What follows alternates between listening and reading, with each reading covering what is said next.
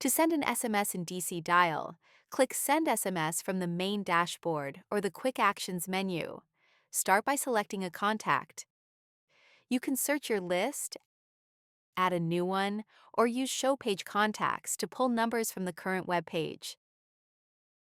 Next, choose the phone number you want to send the message to. You can select multiple numbers if available, or add a new one, which will be saved to the contact for future use. Once selected, compose your message. You can use a saved SMS template to save time and ensure consistency, or click the AI icon to generate or refine your message using the built-in assistant. Add personalization using dynamic fields like first name or last name. You can also attach a payment link, audio file, or other attachments. Keep an eye on the character count to stay within SMS limits. Preview the message before sending. When ready, click Send, or use the arrow next to it to schedule the message for later.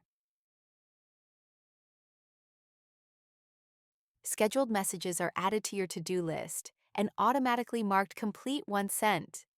To manage replies and conversations, go to the Messages tab. From the conversation window, you can view contact details, block the contact, add them to your Do Not Call list, download the conversation as a PDF or archive it to keep your inbox organized.